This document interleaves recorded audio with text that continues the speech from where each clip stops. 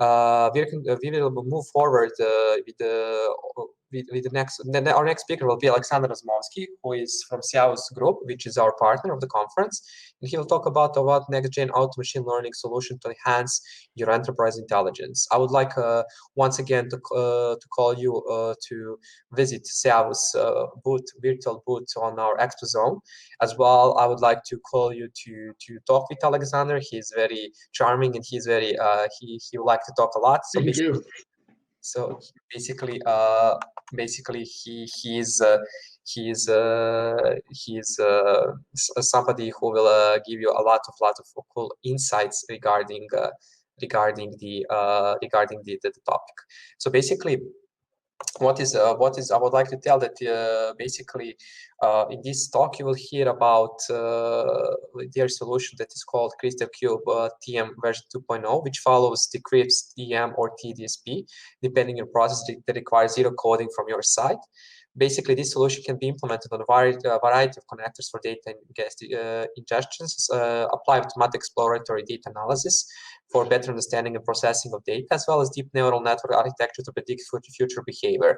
Basically, on this talk, you will get a complete picture about the approach, workflow, methodologies, benefits, and usage through the showcasing of its results for network management optimization, custom and employee churn prevention, as well as price optimization, frauds, and anomaly detection, and more educated decision making. So basically, Alexander, you have a floor for your presentation, and thank you very much for accepting our call to become a speaker at the Data Science Conference Europe 2020. Thank you also, Alex. Good evening, everybody. Thank you for attending this talk done by me. I will shortly like to introduce myself. I'm Alexander Razmovski with more than 15 years of ICT experience, more than 10 years of data analysis, business intelligence, machine learning, all data-driven stuff. I work at the moment at Siavus, which Alex mentioned is a proud partner of this conference. We want to show that this is the path to go. I mean, every organization should be and would be data-driven. So that's in short, of course, because I would like to present today our solution, which addresses most of the needs for data analysis and data science and machine learning for one enterprise. So we have worked more than a year now on this solution. It's still in the R&D stage, and it will be presumably for a long time. But on the other hand, we have implemented with it a lot of cases and a lot of projects. So you can say that this is it's evolving as we move forward. So we are gathering intelligence from our customers, which are using the solution, the product, and we are upgrading it, and you will see it somehow it upgrades itself from time to time. So CrystalCube is imagined to be an indispensable tool, not just as it states here for data analysts, data scientists, or machine learning practitioners, but also business people can use it, since it has a very simple web interface for the basic usage. You have advanced options on every corner, of course, but from the start, it's a very simple web interface, which runs on, of course, on every major browser. it operates on tabular data. So at the moment, we thought about expanding it on images. It deals with text, with NLP for sure, but we are not dealing with images or sounds or videos at the moment. That's further down the line in our product. It does a lot of things that we as data scientists, as data analysts do in our everyday job description.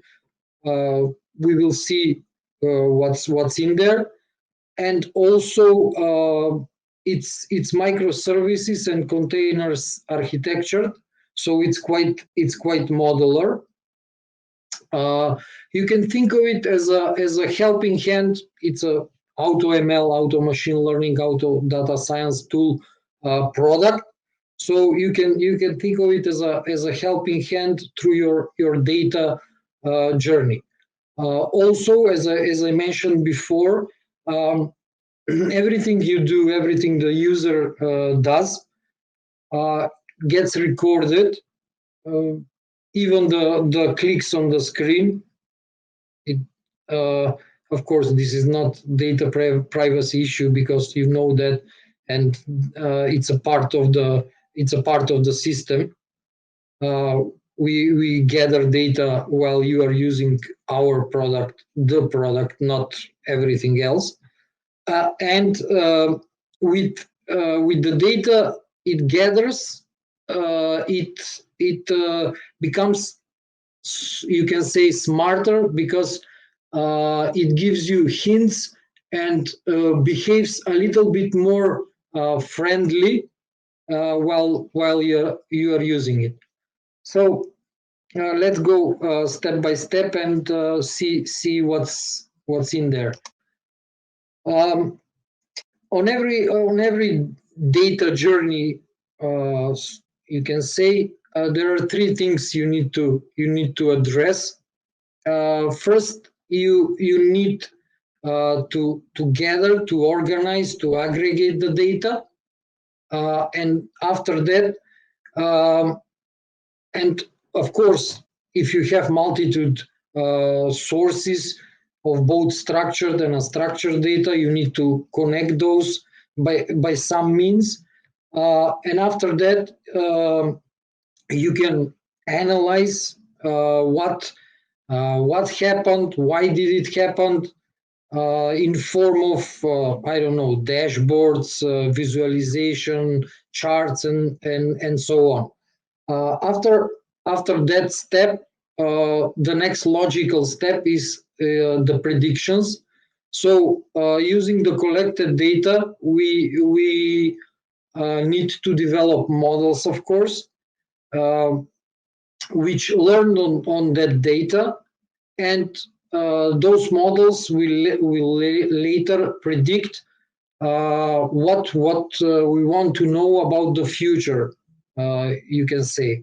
So I don't know, it depends on the business, but always we will find some insights leading to better and more informed decisions, so to say. But that's not enough in this fast-moving, exponentially growing world. So the third thing you need to do as a business, you need to act or react on the decisions of your customers. So you need to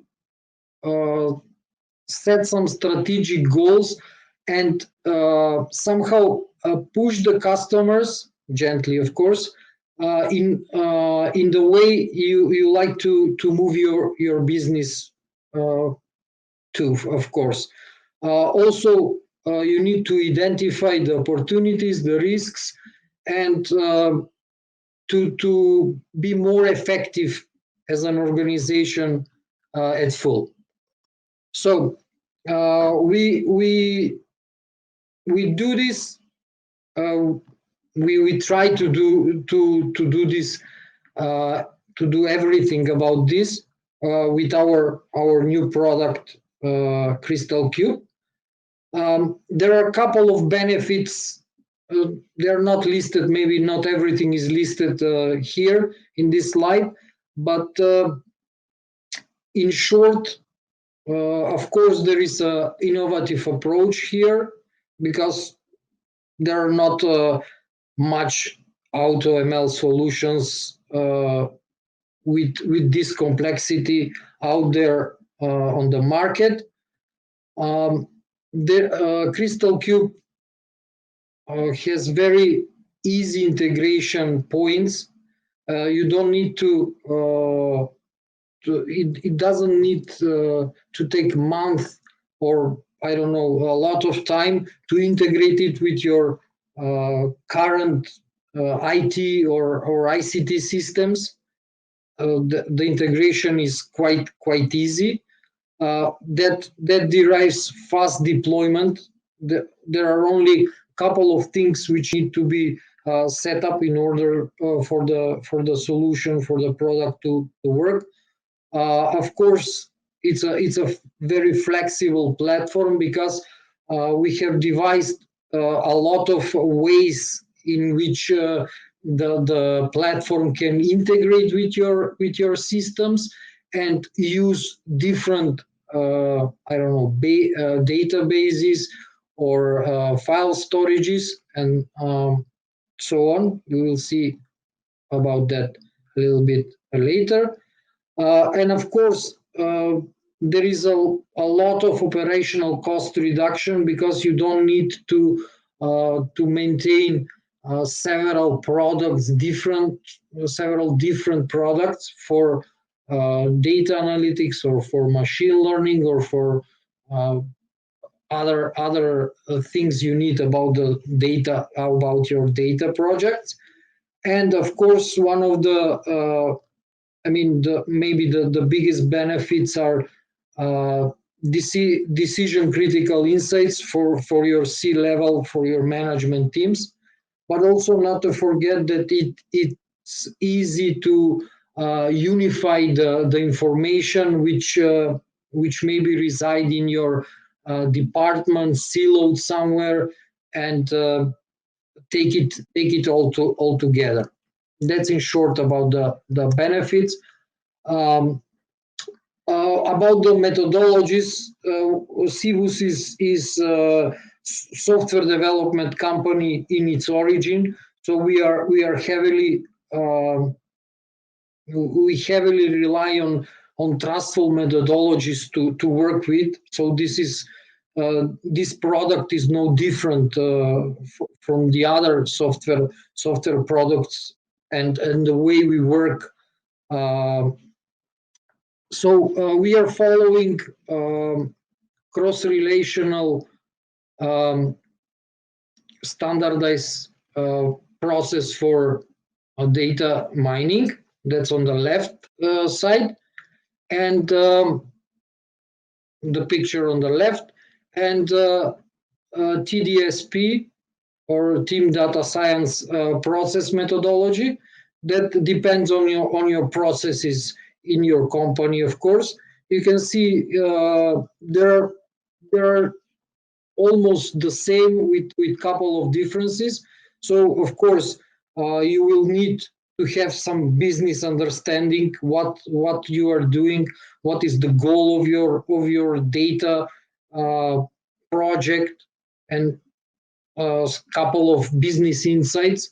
And as a hint, for every data science project, you always need to be in touch with your business side. You as a data scientist, as a machine learning, as a data analyst, you always need to consult the business because you are working together, of course.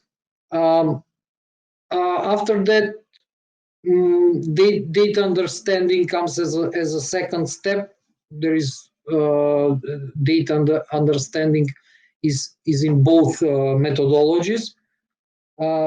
As a data scientist, of course, you need to get to know your data from A to Z, from alpha to omega. You need to sleep with your data. I'm doing that every day, of course.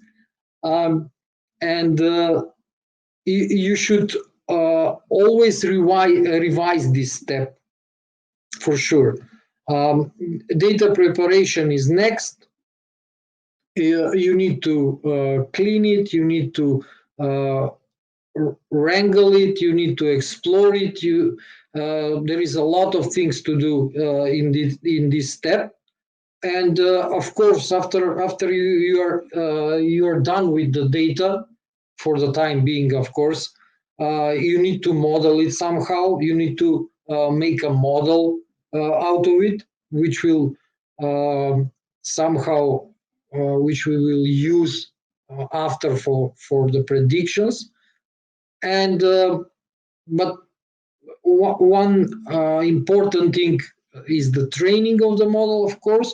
But the other important thing is the model evaluation, the model testing that's done rigorously on the CrystalCube side, and of course the pain point of every machine learning model and project is the deployment itself. And after the deployment, you need to do an inference. You need to predict stuff. That's what's model built for, of course. And yeah, we will see how all of these steps are done in CrystalCube in our product. So to simplify the picture, and also to explain the steps which are mandatory, which are optional. The yellow ones are mandatory in CrystalCube now. The blue ones are optional. What does it mean? You should do and you need to do the mandatory steps, but the optional steps are needed if you like to go deeper into the whole process, so to say. So first you have ingesting or loading data, then exploratory data analysis, but that's not needed if you have completely clean data, of course, and you know the data. That's rare, but still. Also, data wrangling is an optional step. And while doing the training, while doing training the model, you can do retraining with a lot of hyperparameters optimization, but still that's another optional step. And after successful training and testing the model, you will deploy that model and do a predictions based on that model. So let's go briefly on every step of this diagram. So ingesting and loading data, CrystalCube and us as people who did it are working and have done a lot of connectors. We have more than 50 connectors written by now. You can ingest data from any possible source, so to say, which is modern at these days. In this picture, there are few things mentioned. There are a lot of, as I said, I will say it again, more than 50 connectors now developed. You can, why is this ingest load? You can get the data to CrystalCube and write it, I don't know, on Hadoop, on some other file system, or you can choose your place to save the data, or you can just load it for the next steps. You don't need to save it. And all the metadata, this is present in all the steps. As I said before, the everything which what you do is written. There is a lot of metadata generated, and we are saving that metadata, maybe on Elasticsearch, maybe on Oracle, maybe on MS SQL. That's up to you where you would like to save that metadata, which will then be reused for different purposes. After the loading, the ingestion of data, CrystalCube performs automatic exploratory data analysis. So you will get a lot of insights without doing anything, so to say, because it will see in the data set how is data connected, how are the columns, the fields, I don't know, correlated between themselves, what is their variation, what is their distribution, and so on. So you will get a lot of insights in your data without doing anything from your side. Also, as a third step, the product CrystalCube does automatic data wrangling. So it will structure the data, it will process the strings, it will impute the missing data.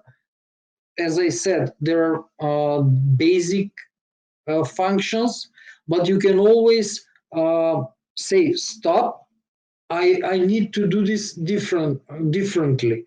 And you can say, okay, I will impute the I don't know, the average of the column. I will not impute something else. So only on one hand, you have some automatic data wrangling, but you can always stop the system and do it by hand. And of course, the system will learn from your decision how to handle the next thing better. So one thing you need to do in this step, more or less, is to provide which output variable. This is for supervised learning, of course. You need to provide the output, the dependent variable, which you'll need. That's hard to guess, I think. And tell the system which column, which field, which variable is the one that you will. It can have more, but let's not go there. And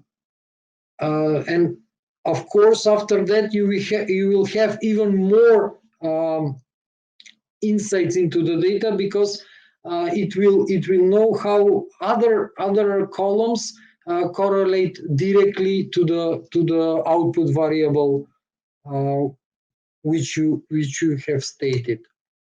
Of course, everything leads to the modeling, to the training of the models, which we will use later for inference. So we have decided to go where we can with deep neural network architectures. We are using for some stuff maybe decision trees or something similar, which are not deep neural networks based, but we prefer and the product prefers to work with deep neural networks. Based on the column you have presented in the supervised learning, the solution knows and determines what type of thing you need to do. Is it regression or classification? And also we have a couple of algorithms for the unsupervised type of learning. And as I said before, for the basic usage, you don't need to do anything. The model can be vanilla with some optimal parameters, trained with some optimal parameters, but you can always, in the advanced section, you can always tune the hyperparameters which are present in that model type. And as a note stated here, we started to think about adding some reinforcement learning algorithms in the product, but that's further down the line.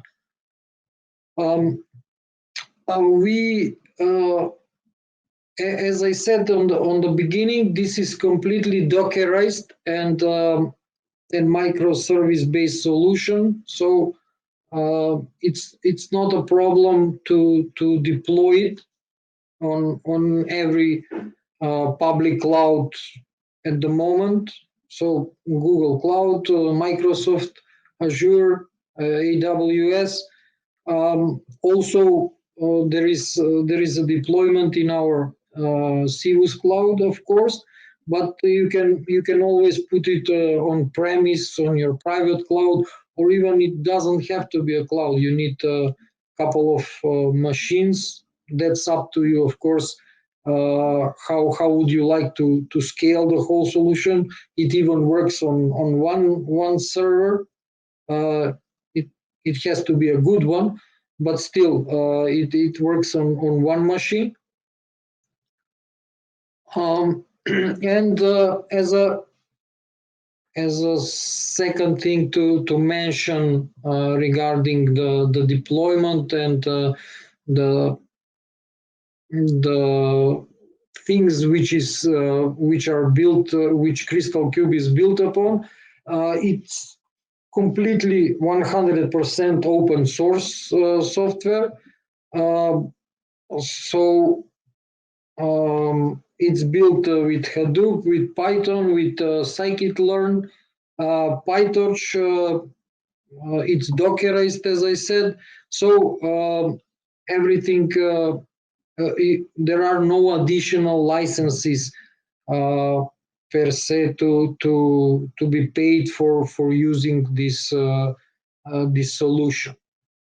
And at the end, this is a typical use case scenario how we operate in an enterprise environment with CrystalCube. So we are doing more or less a week of workshop, 2 to 5 days. We gather the requirements, we examine the problem. With COVID, it's a little bit difficult to do it on client premises, but still, we after the workshop we are doing proof of concept, which roughly is from 1 to 2 months. We do everything with a limited data set, but we do a lot of testing of the results. So the model testing is very important in this stage. And going to production requires from quarter to half a year. We do this with full data, of course, and we can use the model for different in different scenarios, in different use cases. At the end, I would like to briefly go to some use cases which we have already done with CrystalCube. I don't have much time for all of them. I will briefly just mention everything. Customer churn prevention doesn't need much of talk. Everybody knows what does this mean. You can, of course, bring your data, customer data,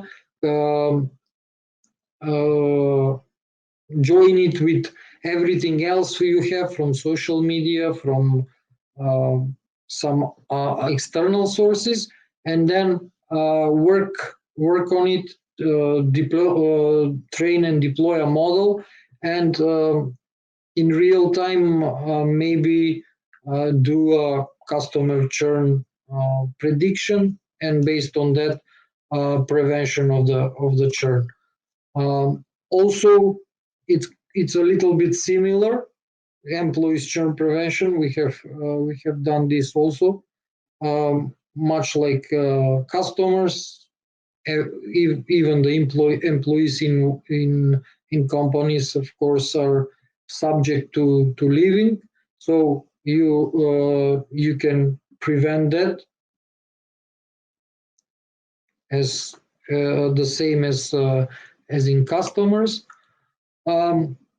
In telecom, we had a project regarding customer segmentation and lifetime value, life cycle segmentation, migration segmentation, and so on.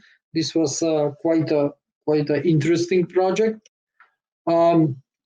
Also, I mentioned unsupervised learning. We have, based on latest algorithm which we have implemented, was variational autoencoders, and after that adversarial autoencoders. So we are using autoencoders for both fraud and anomaly detection. This is quite interesting project we have worked on. Also, in a telecom environment for both NT and IT, we have done network management and optimization. There are a lot of IoT stuff now coming into the telecom networks.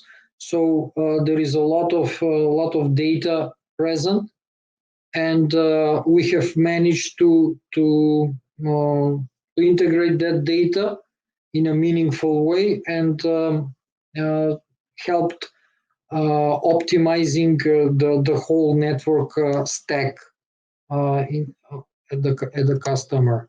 And of course, in the banking sector, there is not just banking, but financial, so to say, sector. We have done a project for price optimization, and